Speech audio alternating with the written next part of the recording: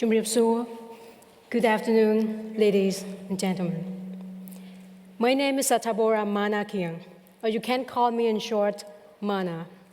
I was a national UN volunteer because I finished my assignment just about 2 weeks ago. I was assigned as the LGBT human rights officer in my home country, Cambodia. And LGBT stands for lesbian, gay, bisexuals, and transgender. On this joint regional initiative of the UNDP and USAID called Being LGBT in Asia. And I was based at the office of the United Nations High Commissioner for Human Rights, OHCHR, Cambodia. I am very honored to be here to stand in front of you and present you how volunteerism can lead to self-satisfactions. So now the story that I'm going to tell might relate to some of you. So, the daily routines back and forth from work to home or from home to work with a few shortcuts to the coffee shop or even shopping before Sunday shop close or even hanging out with friends or even acquaintance, it might be too boring for you, despite making all this wonderful money, big house, big car. At the end of the day, some people may sit down in front of a TV, asking themselves one simple but not an easy question to answer. That is, what is it am I lacking of? Is it more beer? Is it more success? Is it more attention from my supervisors or my peers? Or is it more skilled or more travel that I have to do? The answer is to find the meaning and satisfactions of life. So during my experience as a volunteer, not only in the United Nations volunteer, I found out that volunteerism can lead you, can fulfill you, make you feel satisfied in your life.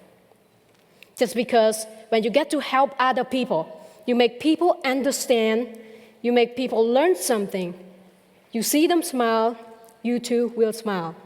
Because of why? You feel something here that's so warm in your heart. And that very moment, you can replay that picture all over and all over again. The story that you're going to tell, you can tell today, you can also tell that in the next 3 or 4 years. The thing is that while you're volunteering, you're not just helping others. You're setting these precedents. You're setting these inspirations for other people to take lead for other future work.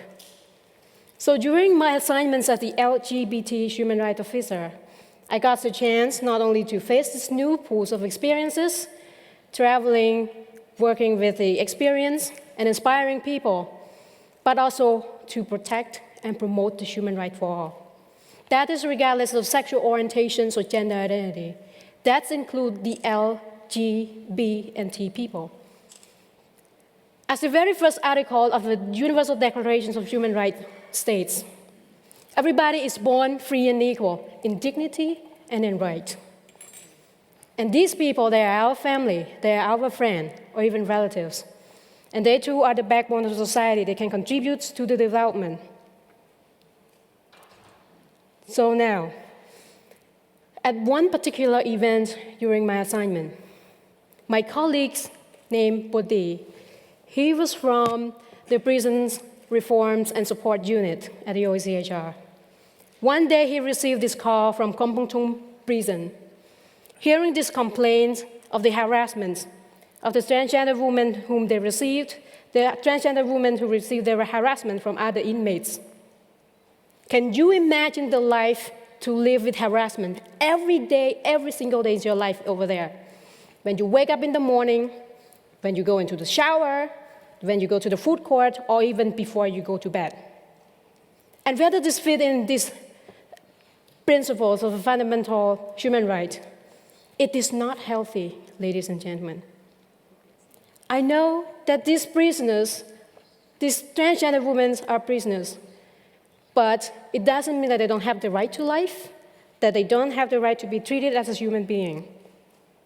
And the thing is that what really happened, my colleagues and I drove for 3 hours to Kampong Thom prison to talk to this transgender woman, to find out who was the troublemaker, and to talk with the head of the prison to seek for their assistance to solve this issue. A few days later, we received this call. A few days later, we received that call that made us smile, just because the harassment stopped. The transgender woman said, "Thank you very much for making it happen. Thank you very much for making us feel like a human being, like other people." And that is how volunteering, doing the work, doing the assignment can help address this issue. In another kind of scenario, when you are volunteering for this Habitat for Humanity, you went out there in the field and helped build this small home, this small shack, that the families of 8 members call it as a home. But that is not a proper home.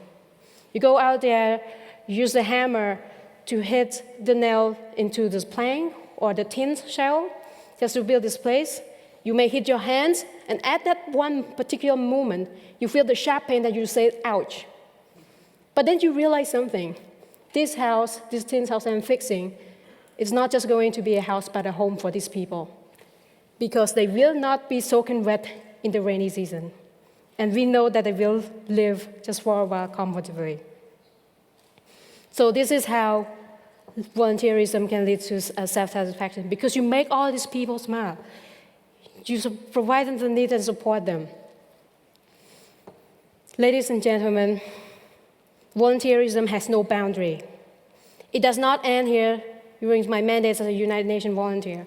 It doesn't matter who you are, what gender you are, how far you age, gray or white hair, what language you speak. You can contribute to this development that is inclusive and sustainable for all, regardless of the sexual orientations and gender identity. Again, these people are the backbones of society, and you can make the society a better place. For right now, you may go home, not just sitting in front of the TV, channeling through for the reality TV show anymore. Just because you're part of this reality, you can help make this world a better place, and we can do it. Thank you.